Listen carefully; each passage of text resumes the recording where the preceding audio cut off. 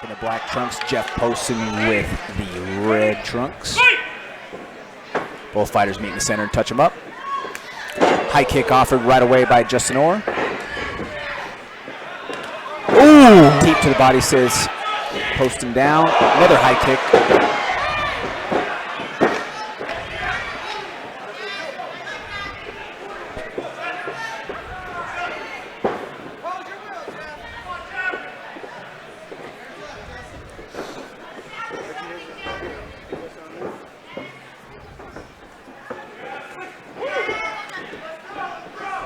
Poston actually had his first fight years ago against Markel Medeiros. Yeah, he's probably not feeling too bad about that loss at this point, right? Yeah, you know, I spoke to him yesterday at the weigh-ins about it, and he said, you know, he was hoping that he would be here tonight just to kind of talk to him and give him a congratulations, and that's an inspiration for him in that, hey, that's someone that he once had as a dance partner, and now Markel is doing it on the biggest of levels. 1-2 offered right there from Jeff Poston.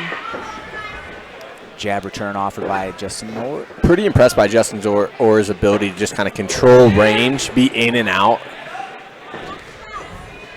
He's figuring out that range real nice. That right hand just missed. Yeah, you know, he's there, he's landing shots, and then he's out of the way. Left hook, though, lands from Poston. Level change misses there. Ooh, almost into the head there. Keep in mind, folks, this is an elimination bout. 3 rounds by 3 minutes. There are no elbows or knee strikes to the head.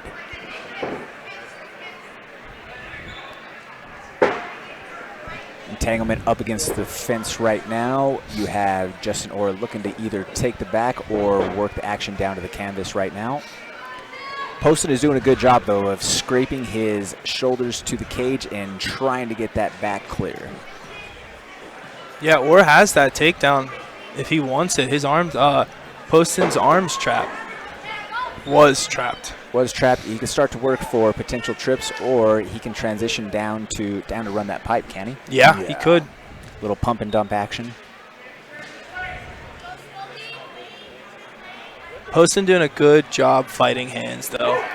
Poston's really strong in the hips, keeping his base. He wants to square. See that right arm is already through. If he just brings that right arm all the way out to underhook on the other side, it'll be good. You know, see, this is the difference in the rule set, right? If this was a pro fight, he'd have to be really careful about not getting kneed in the face. Ooh! That's going to be tight. That's dangerous. That's pretty tight. That's right dangerous. That's starting to work toward the back. He doesn't have both boots in, but now he's now starting he to work does. Up against the fence, short timer clacker going on. Does Poston survive the round? He gives us a thumbs up. What a guy. Hey, that's that Tennessee grit in him right there. I know that man's going to love himself a lip full of Copenhagen as soon as this fight is over.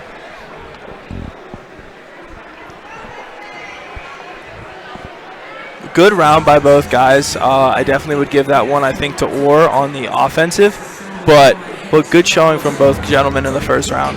Yeah, pretty even back and forth overall, but I would also give a slight advantage to Orr in some of those exchanges. But there was a couple of those shots, a couple of the punches where Poston is just a hair off from landing a devastating shot, though, too, at the same time. Yeah. If you're Zach Lindsay in the red corner talking to Jeff Poston right now, Cody, what advice are you offering? You know, he's got to get a little more busy. I know he's having a hard time with the range. Orr is obviously a very long fighter. So he needs to make this a dirty fight. He needs to get into the clinch and be able to dirty box and strike a little bit inside that range. Because of the distance, he's having a hard time landing. And Justin Orr presses the action right away to start the second round.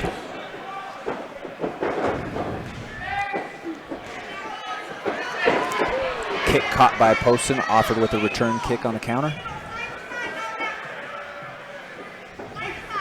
We've seen a lot of guys tonight, while in the orthodox versus orthodox, throw that rear leg. When we've seen most times it's gotten caught. Lead left hook from Justin Orr just landed right there. Big right hand from Orr. Yeah, off of the naked leg kick though, right? Yeah. Yeah. You know, and Orr's in good position here, but I don't feel like he needs to go to this wrestling. You know, I feel like he's winning most of the exchanges on the feet. He'll land a big shot and potentially hurt Jeff, and then shoot in on the takedown, which is something I feel like we see too much of in MMA. To a certain extent, though, Cody, how much does that go back to the comfort factor in that he's a multiple-time Brazilian Jiu-Jitsu champion, and it's more or less he feels like that is his water when he is down on the ground. Yeah, absolutely. If that's what you grew up doing and that's what your life is in, I know better than anyone that it's hard to go into your new things, but I feel like he's having a ton of success on the feet. He hasn't really been hit to this point. Obviously, he's having his way on the ground as well. And the way he ended that first round, maybe he thinks I can get back to this type of position and finish the fight with a little bit more time. So for sure, that is a thing. But at the same time, Amies is all about getting the win for sure, but also growing your skill set, preparing you to be in the pros. And if you feel like you're having that success, you don't feel like you're in danger too much, I would kind of stress, get better here. Make yourself a little uncomfortable. It's okay. From fight to fight, do you carry any bit of, hesitancy or being slightly gun-shy? Like, say in his last fight, he fought Jordan Miles, who is a power puncher and is an explosive Muay Thai guy all the way around. Did wear a couple of shots throughout that tightly contested fight. Do you maybe have a little bit of reservation then coming into the next fight that, hey, you know what, maybe I kissed the fire and walked away whistling that time, but maybe this next time, if I stay standing in the pocket, I might not have as great of success? Yeah, for sure. Does that come into play at all? Yeah, for sure. You see that at any level, right? If guys get knocked out, they're going to be a little more gun-shy typically in their next fight. Not always, but that will be the case, even at the highest level. So if you feel like maybe I wasn't having – and also when you're in the fight, maybe you feel like you're not having success that everyone else thinks you're having. Maybe you feel like I feel like the range isn't there. I feel like I'm not landing on the feet, so that's why I wrestled, or that's why I went to my jiu-jitsu. Like, what I'm seeing is a guy who's dominating the striking, but what he might be feeling could be completely different. Yeah, that's a great point, Cody. Great point. It's up to his corners to let him know and up to him to be aware of what his corners are telling him because, we see it from out here, but when you're in there, that feeling is completely different.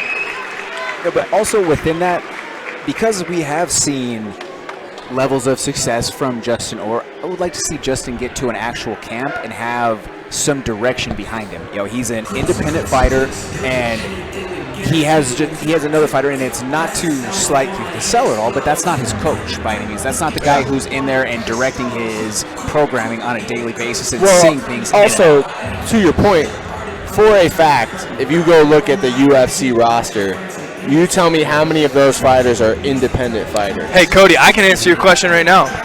None. Yeah, thank you. None of them. To my point. Thank you. It's just hard, because here's the deal. When you're an independent fighter, you might think I am doing everything I can to be prepared for a fight, but you have no one to hold you accountable. You might think I'm working really hard, but how do you know? Because you're just going to work. You're working as hard as you think you've ever worked.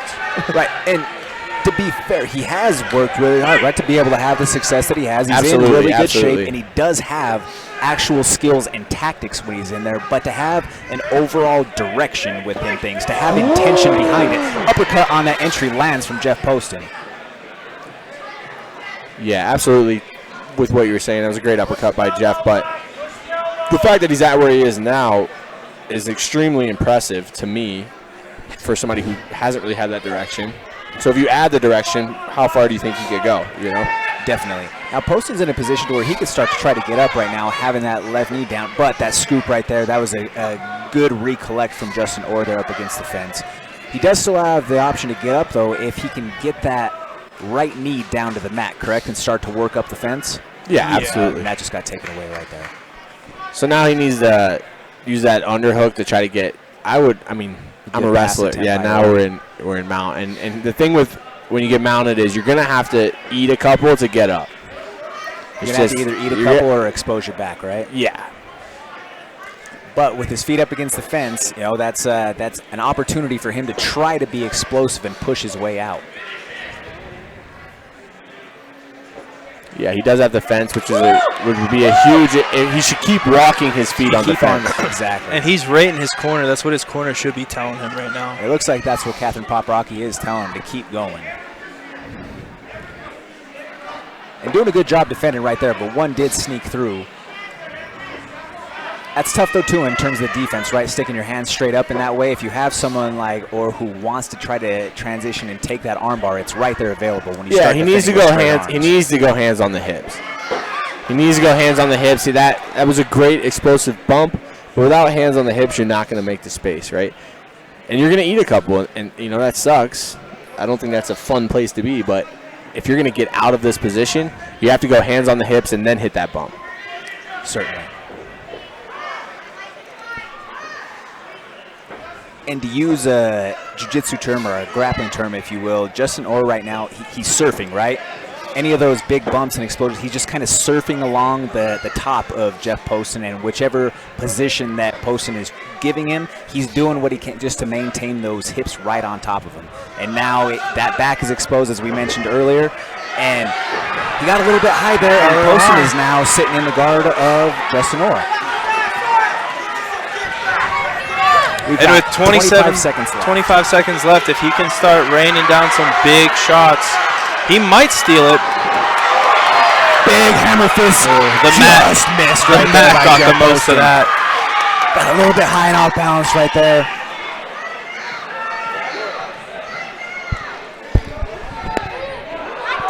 The knee to the body by Justin Orr. Those are hard shots, too.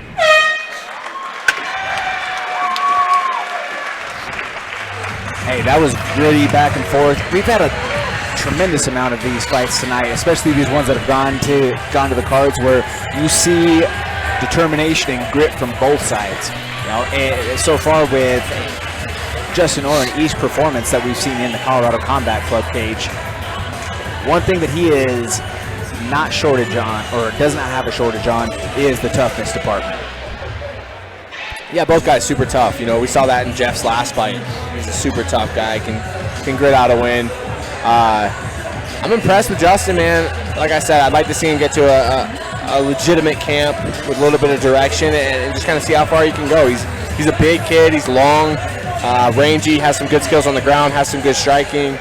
Seems like he's in great shape. So just a few adjustments, you know, like I said, finding a good camp. In Colorado, there's no shortage of great camps that he could find. So.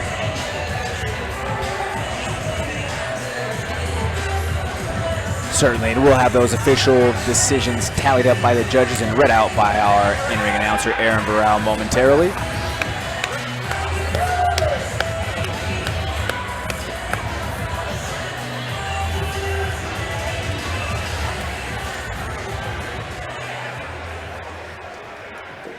Ladies and gentlemen, put together these two warriors right here.